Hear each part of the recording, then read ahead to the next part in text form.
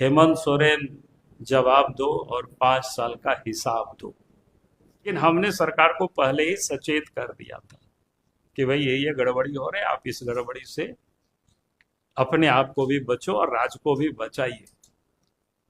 लेकिन अगर आप राज्य को नहीं बचाएंगे तो अपने आप को भी उस आग में जल जाइएगा, आपको कोई फिर बचा नहीं सकता है।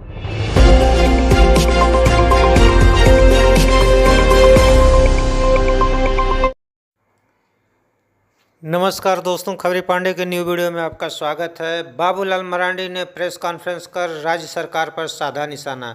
जी हाँ दोस्तों, उन्होंने हेमंत सरकार को कटघरे में खड़ा करते हुए कहा, धनबाद में कोयला चोरी सरकार के संरक्षण में हुई है। वहां के पुलिस पदाधिकारी सरकारी टूल्स की तरह काम करते रहे और कोयला चोरों को सह देते रहे, जिसको लेकर हाई कोर्ट ने भी सीबीआई जांच का आदेश दे दिया है। बाबूलाल मरांडी ने कहा कि हमने हेमंत सरकार को कई बार पत्र लिखा, लेकिन उन्होंने कोई जवाब नहीं दिया।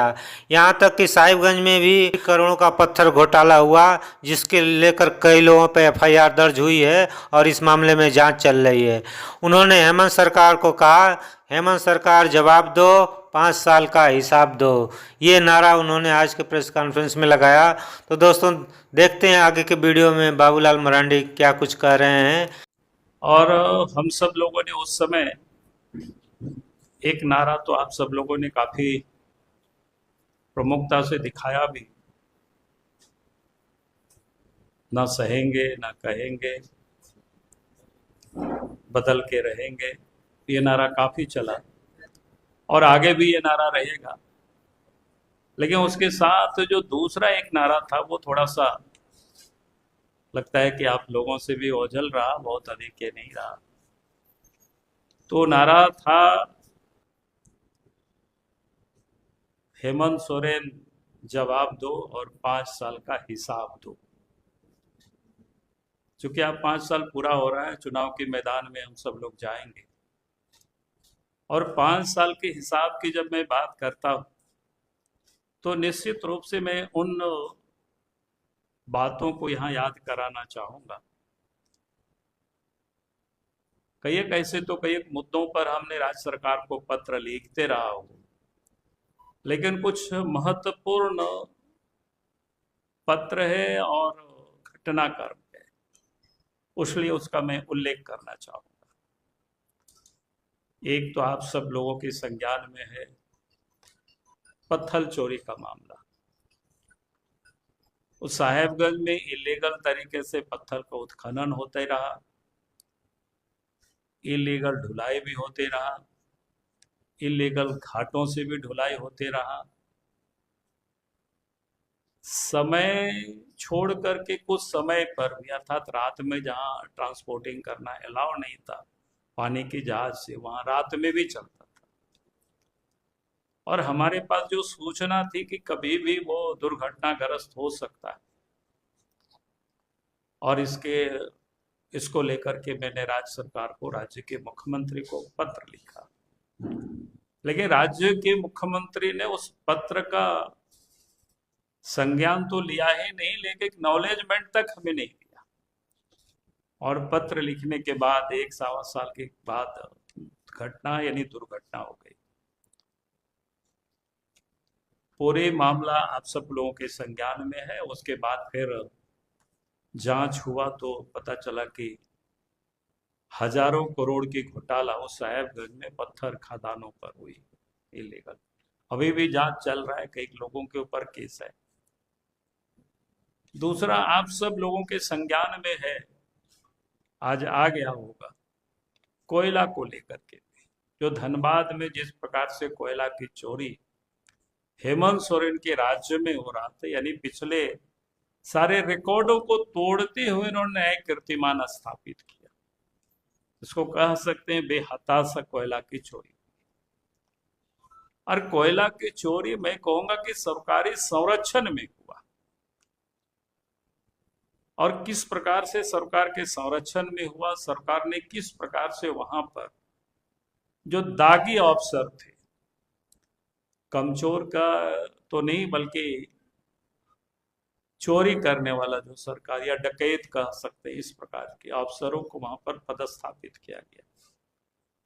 आप सबको ध्यान में है कि उस समय कई एक बार हमारे पार्टी की ओर से धरना प्रदर्शन हुआ।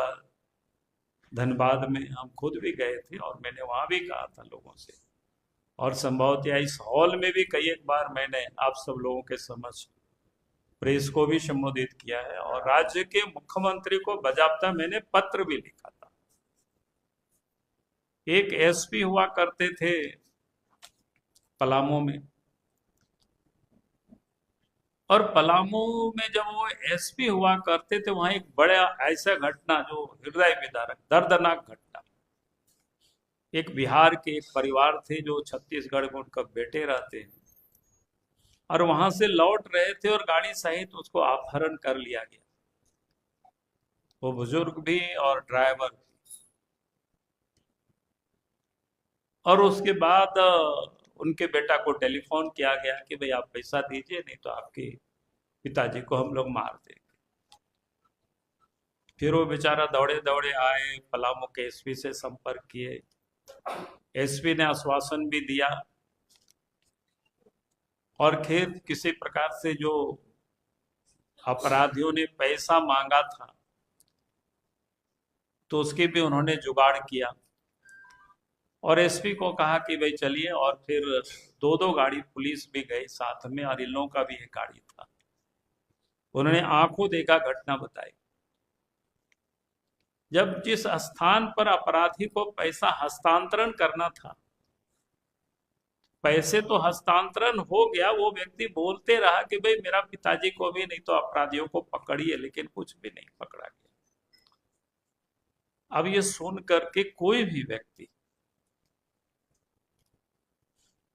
मतलब इस घटने को सुन करके, और इसके बाद उनके पिताजी आज तक नहीं मिले, बाद में शायद उसका कहीं हड्डी उड्डी मिला, तो आप सोच सकते हो। और वैसा एसपी को जो पलामू में, इससे और निकामी का दूसरा कोई उदाहरण नहीं हो सकता है, और उसको धनबाद में पदस्थापित करते हैं। और हमने राज्य सरकार को पत्र लिखा था उस समय मुख्यमंत्री को कि भाई इस प्रकार के अगर पुलिस अफसर जिला में पदस्थापित होंगे तो कभी भी अपराध नहीं रुकेगा, उनको बल्कि हटाया नहीं। जब उनके बैच की कई लोगों का प्रमोशन हुआ तो उनको प्रमोशन नहीं दिया गया, क्योंकि प्रमोशन हो जाएगा तो वहां से दूसरा जगह जाना पड़ेगा, एसपी पोस्ट उसको छोड़ना पड़ेगा, इसलिए वहीं पर रहा। उसके बाद भी मैंने इस बात को सार्वजनिक रूप से कहा कि भाई क्या हो रहा है राज्य में, और हेमंत सोरेन कर क्या रहे हैं इस प्रदेश में। और फिर काफी दिनों तक फिर एसपी बने रहे, बाद में उनको डीआईजी बना करके आप शायद दुमका या कहीं पर पदस्थापित किया। मैंने इसलिए आज इस बात को कह रहा हूं कि आज आप सब लोगों ने देखा रांची के हाई कोर्ट में उस पर एक केस था कि पूरे मामले की सीबीआई जांच होनी चाहिए, क्योंकि वहां कोयला की चोरी सरकार पदाधिकारियों के संरक्षण में हो रहा है।